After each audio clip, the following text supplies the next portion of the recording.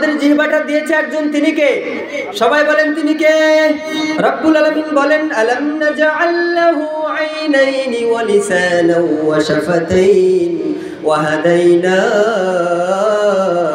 নাজদাইন।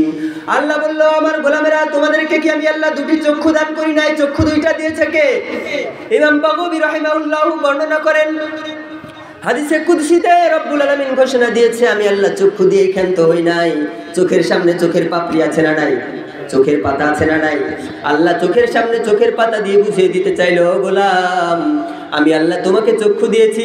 চক্ষু মাঝে মাঝে চাইবে বেগানা নারীর দিকে নজর দিতে, চক্ষু মাঝে মাঝে চাইবে মোবাইলের ভিতরে পর্নোগ্রাফি দেখতে, মোবাইলের ভিতরে নেকেড ভিডিও দেখতে। তোমার চক্ষু চাইবে অশ্লীল বেগানা বেহায়া হারাম জিনিসের দিকে নজর দিতে, যেন তোমার চোখ দ্বারা কোনো পাপ না হয়। এজন্য আমি আল্লাহ শুধু চক্ষু দিয়েই ক্ষান্ত হই না, আমি আল্লাহ চোখের সামনে চোখের দুইটা পাতা দিয়েছি। সুবহানাল্লাহ বলেন। এরপর আল্লাহ বললেন ওয়ালিসানা ওয়া শাফাতাইন, ও আমার গোলামেরা আমি আল্লাহ তোমাদেরকে জিহ্বা দিয়েছি। আমার নাজ নিয়ামতগুলো কেমন এগুলোর স্বাদ নেওয়ার জন্য, স্বাদগুলো উপলব্ধি করার জন্য আমাদেরকে জিহ্বা দান করেছে একজন, তিনি কে? আল্লাহ হাদিসে কুদসিতে বলেন আমি আল্লাহ জিহ্বা দিয়ে ক্ষান্ত হই নাই। জিহ্বা মাঝে মাঝে গান বলতে চাবে, এজন্য আল্লাহ দাঁত দিয়েছে, ঠিক না ব্যাঠিক? জিহ্বা মাঝে মাঝে মানুষের গীবত করতে চাবে, এজন্য আল্লাহ দুইটা ঠোঁট দিয়েছে। আল্লাহ বুঝিয়ে দিতে চাইলো গোলাম তোমার জিহ্বার কোনো অন্যায় যেন না হয়, জিহ্বা দ্বারা যেন কোনো পাপাচার না হয়, এজন্য আমি আল্লাহ জিহ্বা দিয়ে ক্ষান্ত হই নাই। জিহ্বার জন্য দাঁত আর ঠোঁট আমি আল্লাহ দিয়েছি। সুবহানাল্লাহ। জিহ্বাকে হেফাজতের জন্য ঠোঁট দুইটা দিয়েছে কে? আবার চক্ষু হেফাজতের জন্য চোখের পাতা দিয়েছে কে? সে আল্লাহ বললেন আলাম নাজআল লাহু আইনাইনি ওয়া লিসানান ওয়া শাফাতাইন ওয়া হাদাইনাহুন নাজদাইন। ও আমার গোলামেরা আমি আল্লাহ তোমাদেরকে চক্ষু দিয়েছি, চোখের পাতা দিয়েছি, আমি আল্লাহ জিহ্বা দিয়েছি, দুইটা ঠোঁট দিয়েছি জিহ্বাকে হেফাজত করার জন্য। এইগুলো যদি হেফাজত করতে না পারো তাহলে তোমার রাস্তা হচ্ছে জাহান্নাম, ঠিক না ব্যাঠিক? ও হাদাইনাহুন নাজদাইন, রাস্তা দিয়েছে আল্লাহ দুইটা। সবাই বলেন কয়টা? আরো আস্তে কোন কয়টা? একটা রাস্তা জান্নাতের আর একটা রাস্তা জাহান্নামের, ঠিক না ব্যাঠিক? যারা চক্ষু হেফাজত করবে, যারা জিহ্বা হেফাজত করবে তাদেরকে জান্নাতের মেহমান বানিয়ে দেবে একজন, তিনি কে? তার মানে জিহ্বা হেফাজতের দরকার আছে না নাই? এজন্য সাইয়েদনা লুকমান আলাইহিস সালাম বললেন ও আমার মালিক, ও আমার মুনিব, আমি জিহ্বা কেটে এনেছি কারণ জিহ্বা যদি ভালো হয়ে যায়, যার জিহ্বা ভালো হবে তার থেকে উত্তম মানুষ, তার চেয়ে শ্রেষ্ঠ মানুষ, তার চেয়ে সম্মানিত মানুষ, তার চেয়ে ভালো মানুষ পৃথিবীর বুকে আর একটাও হতে পারে না। সুবহানাল্লাহ। আবার বিশ্বনবী বললেন ক্বালান নবী সাল্লাল্লাহু আলাইহি ওয়াসাল্লাম মাইয়াদমান লিমা বাইনা লাহিয়াইহি ওয়া মা বাইনা রিজলাইহি আদমান লাহুল জান্নাহ। সুবহানাল্লাহ বলেন।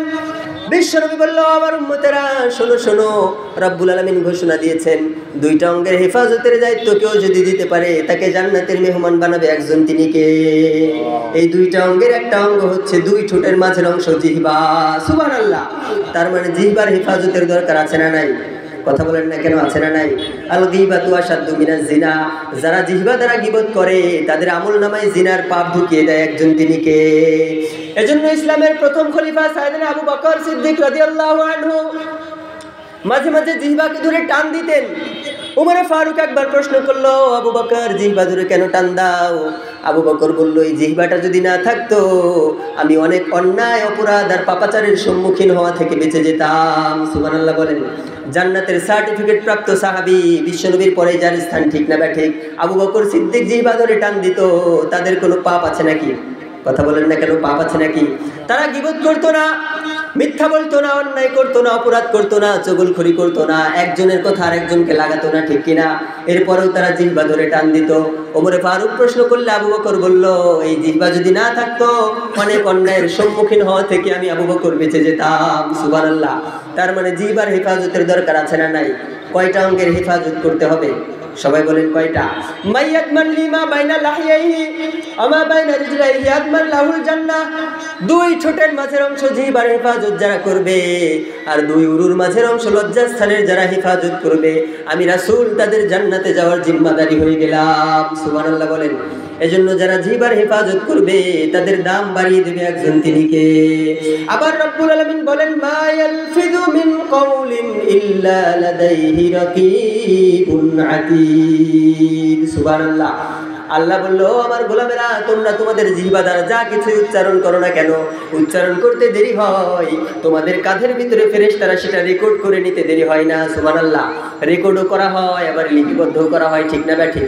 কিরামান কাতিবিনা ইয়ালামুনা মা তাফআলুন। দুই কাঁধের দুইজন সম্মানিত ফেরেশতা আল্লাহ নিযুক্ত করে রেখেছে। তুমি অন্যায় করলেও তারা লিপিবদ্ধ করে, আবার তুমি যখন নেক আমল করো, আমলে সালেহ করো, সেটাও তারা লিপিবদ্ধ করে, ঠিক না ব্যাঠিক? এজন্য জিহ্বা দ্বারা কোনো অনর্থক কথাবার্তা বলা যাবে না। বিশ্বনবী বললেন মান সামাতা রাজা মান সাকাতা সালিমা ওয়া মান সালিমা রাজা। যদি পারো উত্তম কথা বলো, আর যদি না পারো তাহলে তুমি চুপ থাকো।